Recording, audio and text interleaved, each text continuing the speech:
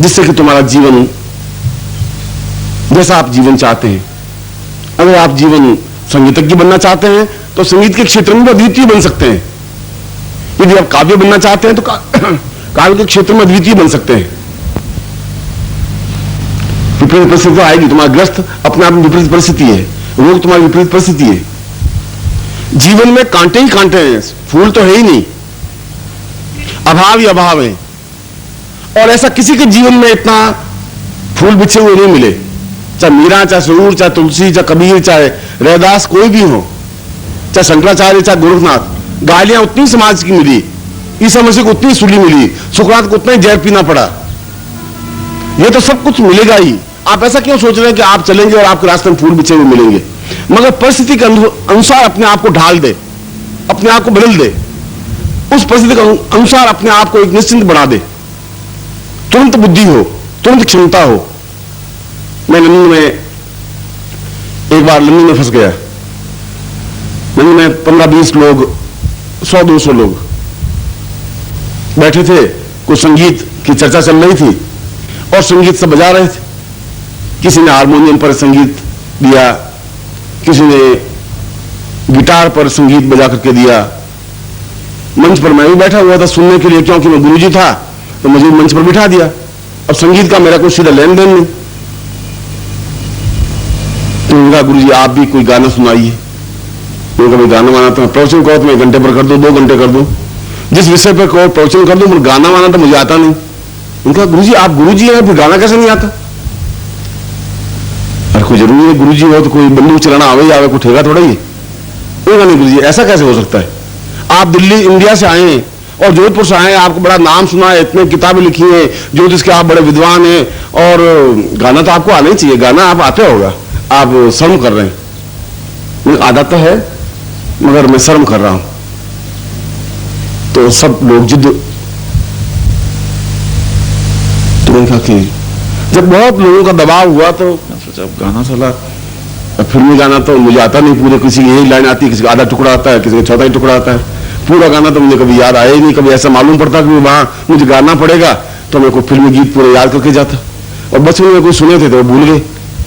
भजन यहाँ कभी गाते नहीं है, क्योंकि भोलानाथ जी आ जाते हैं, वो गा लेते हैं, अपना काम बंद हो जाता है।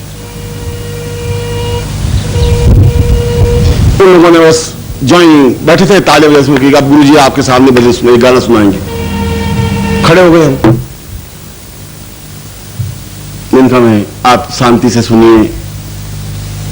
अगर गाना मुझे गाना ही है तो बड़ा कारुणिक गाना है और बड़ा ही दयाद्र। एकदम से मन में भावना ऐसी पैदा होगी कि कई लोग सिसकने लग जाते हैं, उदास होने लग जाते हैं। मैं आपके सामने तो एकदम सभा सम्य से चुप रही गई। गा रहे हैं तो बड़ा कारुणिक गाना होगा एकदम से। इनका आप जब सुने तो पूरा धैर्य से सुने, ऐसा एहसास हो कि जैसे आप गाना नहीं सुन रहे, एक हृदय पर टीस है, एक वेदना है, एक चोट है, और वो चोट मैंने खाई है और मैं आपको सुना रहा हूं। और 100-200-250 औरतें भी थी, पुरुष भी थे, कुछ अमेरिकन भी थे, कुछ भारतीय भी थे। मैं तो फंस गया था। अब उसमें से निकलना कोई मेरे लिए मुश्किल हो रहा था। ताली बजा के मुझे खड़ा कर दिया मंच पर। तो आप गाइए, आप गाइए। मैंने कहा भारतीय गाना गाऊं या कोई दूसरा गाना जो मुझे आता है? कि आप जो कारुणिक गाना कह रहे थे वही गाइए, जो सैड सॉन्ग, उदासी का सॉन्ग। मैंने कहा वास्तव में ये सैड सॉन्ग है और बहुत उदास है। अगर मैं गाते गाते सिसकार भी भरने लग जाऊं तो आप अफसोस मत करना। सोचा साला क्या है ऐसा, गाते गाते सिसकार भी भरने लग जाएंगे। मैंने कहा अब आप सुनेंगे। और मैंने गाना शुरू किया। चिंग चैंग चिंग चिंग चांग चरुंग चिंग चिंग चांग चिंग चांग चिंग चांग चिंग चांग। अब लोगों समझ आओ नहीं, गद नहीं लावे, ऐसा कुछ जाना होगा।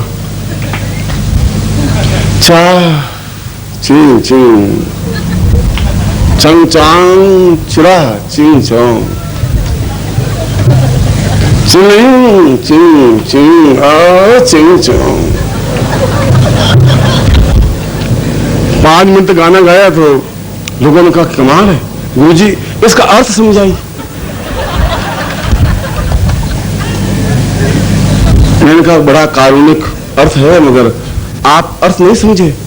उनका गुरुजी गाना तो बहुत उत्तम था, गाना बहुत उत्तम था, मगर अर्थ समझाइए क्या है अर्थ।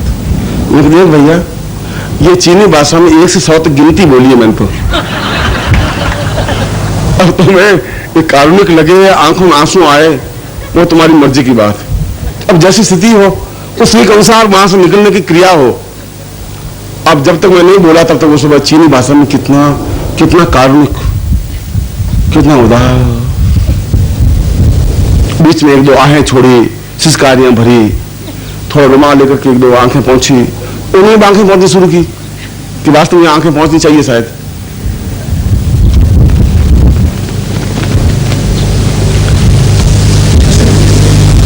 खैर ये तो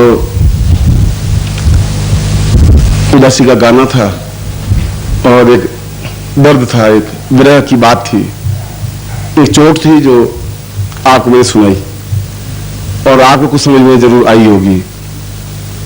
मगर हकीकत में देखा जाए तो ये चीनी भाषा में 1 2 3 4 5 6 10 11 12 13 मैं वो बोल रहा था, चीनी भाषा के शब्द हैं। छिन्नमस्ता का तात्पर्य है कि जैसी परिस्थिति हो जाए, दुख की सुख की, आप अपने आप को संयत बैलेंस्ड होकर के बाहर निकल जाएं, ऐसी स्थिति में क्रिया हो, अपने आप में पूर्ण अनुरक्त हो, ऐसी स्थिति आने की क्रिया एक शक्ति होती है। शक्ति का मतलब यह नहीं कि आप केवल प्रवचन करता ही हो, शक्ति का तात्पर्य यह नहीं कि केवल आप कवि हो, केवल गायक हो। जैसी परिस्थिति हो उसके अनुसार अपने आप को ढाल देने की क्रिया पौरुषता कहलाती है।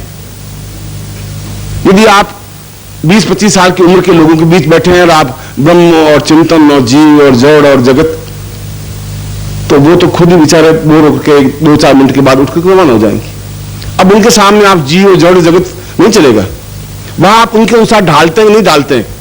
जैसी स्थिति में उनके अनुसार बनने की क्रिया है वो अपने आप में पूर्णता की क्रिया है। मुझे हरिद्वार में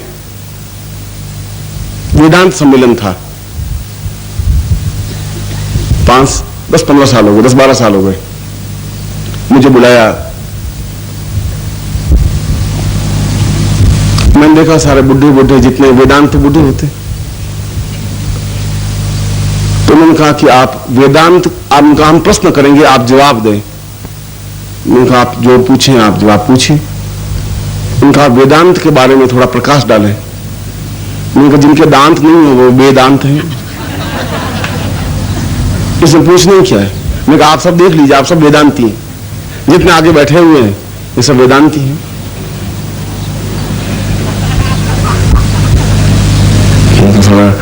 हमने तो उनको सही सोचा था, जोधपुर से बुलाया भी था। उन्होंने कहा कि क्या जाने दीजिए, अब आपसे क्या जिरे करें, आप एक बात हमें बताइए। मैंने कहा आप 1-2 बात पूछ लीजिए, आप जितना पूछेंगे हम तो जवाब दे देंगे, उसमें कोई बड़ी बात नहीं। उन्होंने कहा कि वेदांत में जहां वेद समाप्त हुए, वेदांत जहां वेदों का भाष्य समझ में नहीं आने लगा, तो उपनिषद ग्रंथ बने, आरण्यक ग्रंथ बने, ब्राह्मण ग्रंथ बने, और इन सारे ग्रंथों को वेदांत कहा गया। ऐसा वो प्रश्न कर रहे थे। और इन सब में नारी के बारे में बड़ा ऊट पटांग लिखा हुआ है, कोई कंसेप्ट क्लियर नहीं है, कोई परिभाषा क्लियर नहीं है। आखिर नारी का मतलब क्या है? वेदांत की भाषा में नारी किसे कहते हैं? क्योंकि हम आरण्य ग्रंथ पढ़ते हैं तो उसमें नारी के बारे में बिल्कुल दूसरी बात है, और यदि हम ब्राह्मण ग्रंथ पढ़ते हैं तो उसमें नारी के बारे में बिल्कुल दूसरी व्याख्या है। उस वेदांत के ग्रंथों में अलग अलग ऋषियों ने अलग अलग परिभाषाएं की हैं। आपकी नारी के बारे में क्या परिभाषा है? आपने वेदांत का अध्ययन तो किया ही होगा, मेरा जिंदगी भर किया है। आपने इसे पढ़ा ही होगा, अलग अलग विषयों की परिभाषाएं पढ़ी भी है, समझी भी है, देखी भी है, अनुभव भी किया है। सब विद्वान बैठे हुए थे। आपकी नजर में नारी की परिभाषा वेदांत की दृष्टि से क्या है? उनका नारी मानव जाति की एक सदस्या के रूप में परिचित है और चमड़ी के जितने रंग होते हैं उतने रंगों से पुती हुई चलती रहती है, बड़ी विस्फोटक, कभी उष्ण कभी हिंसक, बिना नाखूनों की भी प्रहार करने वाली और मनुष्य को सीधे रास्ते पर चलाने वाली एक महान शक्ति छिन्नमस्ता के रूप में वेदांत में उसको कहा गया है। उनको ऐसा मैं कहीं पढ़ा ही नहीं, आपने तो नहीं पढ़े, तो मैं आपको बता रहा हूं, मेरा अनुभव यही है, मेरे शिष्यों का अनुभव यही है कि उसके नाखून नहीं है फिर भी ऐसा प्रहार करती है कि बस समाप्त कर देती है आदमी को। इसलिए छिन्नमस्ता की साधना में आपको जो करवाऊं तो आप घर में जाकर के भी छिन्नमस्ता साधना कर सकते हैं। वो आपका मस्तक 2 मिनट में छिन्न कर देगी। जो भी आप यहां लेके जाएंगे उस सिर को हटा के अपना ओरिजिनल सिर वापिस रख देंगी। क्या छोड़िए सब ये जोधपुर गए, आप जोधपुर वाला गुरु जी के पास रखिए, अब सीधी नौकरी पे जाइए, बहुत हो गया, 7-8 दिन हो गए आपको। और एकदम हिंसक और नाखून निकले हुए प्रहार करने वाली, और आप देखेंगे तो पूरी चामुंडा रूप आपके सामने स्पष्ट होगा।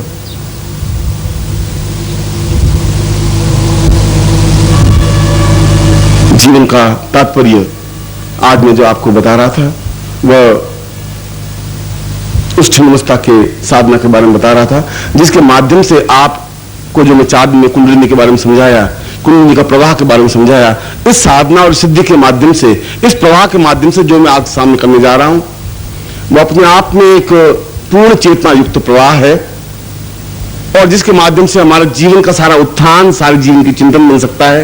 मैं ऐसा ही प्रयोग आपको संपूर्ण करवा रहा हूं जो कि आपके पूरे शिविर का एक आधारभूत प्रयोग है, अद्भुत प्रयोग है। आप सामने जो सामग्री है आपकी छिन्नमस्ता साधना की वो सामने रखिए। इस प्रयोग का ज्ञान नहीं है तब तक वह व्यक्ति जिंदगी में सफलता नहीं प्राप्त कर सकता, साधना में सिद्धि प्राप्त नहीं कर सकता। सीधे मंत्र जाप के माध्यम से तब नहीं हो सकता जब तक अंदर शक्ति का प्रवाह नहीं हो, अंदर शक्ति की चेतना नहीं हो, अंदर शक्ति का स्फुरण नहीं हो। वह शक्ति जो अपने आप में पूरे शरीर को, जीवन को बैलेंस्ड रखती है, ऐसी शक्ति छिन्नमस्ता प्रयोग मंत्र के माध्यम से भी, उपकरणों के माध्यम से भी और गुरु के द्वारा शक्ति प्रवाह के माध्यम से भी, मैं तीनों प्रवाह आपके सामने रख रहा हूं। पहले आपकी सामग्री और फिर मैं मंत्र आपको लिखवा देता हूं, जिस मंत्र का जप, कुंडलिनी मंत्र तो मैंने आपको दिया ही था, जो आपने मंत्र जब किया होगा। छिन्नमस्ता मंत्र मैं आपको लिखवा देता हूं जो कि शक्ति का मंत्र है, महाविद्या का मंत्र नहीं। बंद कर लें, फिर मंत्र लिखवा देता हूं। श्रीमन महागणाधिपते महालक्ष्मी नारायणाभ्याम उमामहेश्वराभ्याम स्त्री पुरंदराभ्याम मात्र पितृ चरणकमलेभ्यो नमः, इष्ट देवताभ्यो नमः, कुल देवताभ्यो नमः, ग्राम देवताभ्यो नमः, स्थान देवताभ्यो नमः, वास्तु देवताभ्यो नमः, वाणी गर्भाभ्याम नमः, सचिपुंद्राभ्याम सर्वेभ्यो देवेभ्यो नमः, सर्वेभ्यो ब्राह्मणेभ्यो नमो नमः। तत्रादौ महान गणपतिम आवाहयामि तां पुरुषाम अथास्मानं सचिन्तयामि शान्तिः तत्रादौ संकल्पं कुर्यात्। आपने जल रखिए। ओम विष्णु विष्णु विष्णु भागवत बदखंडे जमुदीपी शालिवान साके बहुत दावतारे समस्या समन्वय को समता व्यार तारीख चैत्र मास शुक्ल पक्षी राष्ट्र पुरुष आसमान सिद्धांत पूर्वा अथास्मानं सकृते कल्याण मुतावती प्रतिवासी समाधि नमः समस्त गोत्रोत्पन्नो। हम अपना गोत्र बोलिए, हम उस शरीर है अपना नाम बोलिए। ताम पूर्ण छिन्नमस्ताम प्रयोगम ताम सिद्धिरावि आ अथास्मानं सा चिंतयामि सा ममस्त शरीरास्तं सा पूर्वा जागृतम सा दीर्घा अथास्मानं सा त्रोटे सा पुति तभ्यम संपर्दे। छोड़ दीजिए। सूर्यम प्रणम्य, सूर्य को प्रणाम कर दिए। ओम क्षुदेवा हितम पुरुषता चक्रमचरता पश्चिम शरदा संजीवेम सरदास्तग्गु शुण्याम सदा सतम पब्बं पूरा स्वामी सचिंतयामि साम दीर्घस्य अथस्मानं सकृते कलां तभ्यम संपर्दे। आपके पास कुमकुम होगा, कुमकुम को पानी में घोल करके और अपने खुद के ललाट पर तिलक करिए। ओम नमो श्रीमताय सहस्रमूर्तये सहस्रपादाक्षरुर्भावे सहस्रनाम्ने पुरुषाय शाश्वते सहस्रकोटि उदाहरणे नमः। नाम बांधुदेन दीक्षामाप्नोति दीक्षाप्नो दक्षिणां दक्षिणां सदमाप्नोति सदयां सत्यमाप्यते ताम अथस्मानं सचिन्तेयं तभ्यं संपर्देहि दासि पूर्वाथस्मानं सकृते कल्याण तभ्यं संपर्देहि। ये सामग्री आप बाहर निकाल लीजिए, खासतौर से सूकर दंत और तीनों वस्तुएं, तीनों वस्तुएं दाहिने हाथ में लेकर के और सूकर दंत को उंगलियों के अंदर ले लीजिए और आपकी दृष्टि इस सूकर दंत पर रहे।